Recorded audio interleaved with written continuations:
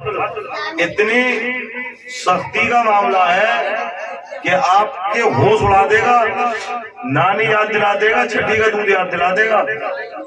لوگ یہ سمجھتے ہیں کہ مسلمان کے گھر میں پیدا ہوئے، جنت ہماری، ہمارے باپ کی، نمازیں چھوڑتے رہیں، روزے چھوڑتے رہیں، مالدار ہونے کے باوجود زکوٰۃ نہ نکالیں، اور زیادہ مالدار ہو جائیں، صاحب استطاعت ہو پھر بھی حج نہ کریں، اور سمجھ رہے ہیں کہ ہم مسلمان ہیں۔ اپنے بھیا کا مال مار لیا 50,000 کا، اور غوث اعظم کے نام کی ڈیٹ کر رہے ہیں، اور سمجھ رہے ہیں کہ غوث اعظم کی بارگاہ میں ہماری ڈیٹ قبول ہو جائیں گی۔ ایسا ہرگز نہیں ہے۔ لاکھوں کروڑوں روپے اس کے پڑوسیوں کے ماں باپ کے اپنی بہنوں کا حق مار لیا، باپ کی جائیداد میں سے انہیں حصہ نہیں دے رہے ہیں، اور حج کرنے جا رہے ہیں۔ ایک حج کر لیا فرض ہے، ایک کر لیا، دو کر لیا، تین کر لیا، چار کر لیا، حج پہ حج کر رہے ہیں۔ محلے میں پڑوس میں لڑکیاں بیٹھی ہوئی ہیں کنواری شادی کے لیے، ان کی عمریں نکلی جا رہی ہیں، 20 سال سے اوپر، 22 سال، 25 سال، 30 سال کی ہو گئی، ان کے باپ پہ پیسہ نہیں ہے، باپ بیلداری کرتے ہیں، مزدوری کرتے ہیں۔ اس ظالم معاشرے نے ان نالائقوں کی عادت بگاڑ دی جو انگوٹھا ٹیکے پھر بھی اسے موٹر سائیکل چاہیے، تو وہ لوگ یہ سمجھ رہے ہیں کہ ہم حج کریں گے، ہم سے بڑا کوئی جنتی نہیں ہے۔ تو میرے بھائیوں، میرے دوستوں، کان کھول کے یاد رکھو، تمہارے محلے میں، پڑوس میں جو لڑکی بیٹھی ہوئی ہے اس کے سر پہ چادر اڑا دو، کسی مزار پہ چادر اڑانے کی تمہیں ضرورت نہیں ہے، بار بار حج کر کے آنے کی ضرورت نہیں ہے۔ غوث اعظم، خواجہ صاحب، ان کی بارگاہ میں مت جاؤ، وہ یہیں سے تمہاری مراد سن لیں گے۔ اللہ تعالیٰ سب کچھ سننے والا ہے۔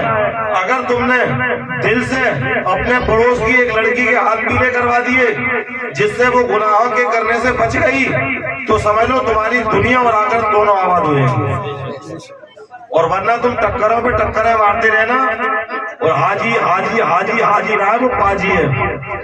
ایک بار حج ہوتا ہے، ایک بار فرض، 5 6 بار فرض حج کر رہا ہے۔ اس کے بھتیجے کی، اس کے مطلب بھیا کی لڑکیاں بیٹھی ہوئی ہیں، اس کی بہن کی لڑکیاں بیٹھی ہوئی ہیں، اس کے ماموں کی لڑکی بیٹھی ہوئی ہیں، اس کی خالہ کی لڑکیاں بیٹھی ہوئی ہیں، اس کے پھوپھا کی لڑکیاں بیٹھی ہوئی ہیں۔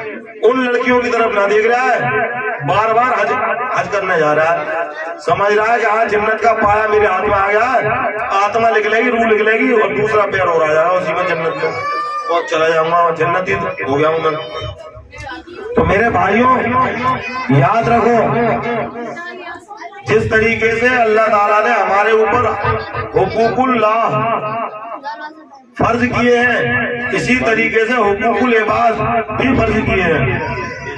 اللہ تعالیٰ کے جو حق ہیں، اللہ تعالیٰ کی مرضی ہے کہ انہیں چاہے معاف کر دے یا نہ کرے، اور جو بندوں کے حق ہیں اگر وہ نہ کرے تو جب تک بندہ معاف نہیں کر دے گا تو اللہ تعالیٰ بھی اس کو نہیں بخشے گا۔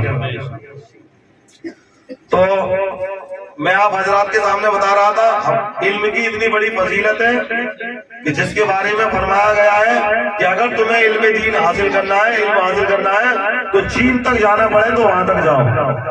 یہ حدیث پاک کے الفاظ ہیں، کیونکہ سعودی عرب سے چین بہت دور ہے۔ ایک مثال بتائی تھی کہ اتنی دور بھی تمہیں جانا پڑے تو چلے جاؤ علم دین حاصل کرنے کے لیے۔ لیکن الحمدللہ آج تو تمہارے گھر میں مدرسے کھل گئے، تمہارے محلے میں مدرسے، تمہارے شہر میں مدرسے کھل گئے، تو ہمیں اور آپ کو چاہیے کہ علم حاصل کریں۔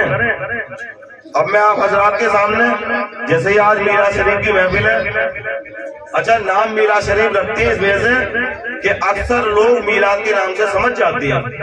اگر تم ان سے کہو گے کانفرنس، وہ نہیں سمجھیں گے، ان سے تم کہو گے اجتماع، وہ بھی نہیں سمجھیں گے، ان سے کہو گے جلسہ، وہ بھی نہیں سمجھیں گے۔ میلاد کے نام سے سمجھ جاتے ہیں، چیز وہی ہوتی ہے سب میں، نیکی کا حکم دو اور برائی سے روکو، یہ مین چیز۔ یہی کام ہر جلسے میں، ہر کانفرنس میں، ہر سیمینار میں، ہر میلاد میں ہوتا ہے۔ تو یہ آج کا جو پروگرام ہے حضور غوث اعظم کی نسبت سے کیا گیا ہے۔ تو میں آپ حضرات کے سامنے حضور غوث اعظم رضی اللہ تعالیٰ عنہ کی شان میں ایک نعت پاک ایک منقبت پڑھ رہا ہوں، آپ حضرات اسے بغور ملاحظہ فرمائیے۔ اور اس کا جو چوتھی لین ہے، چار لینوں کا شعر ہے اس میں، چوتھی جو لین ہے وہ آپ حضرات میرے ساتھ میں گنگنائیے. پہلے 3 لینیں میں پڑھوں گا، اس کے بعد چوتھی لین کو آپ بھی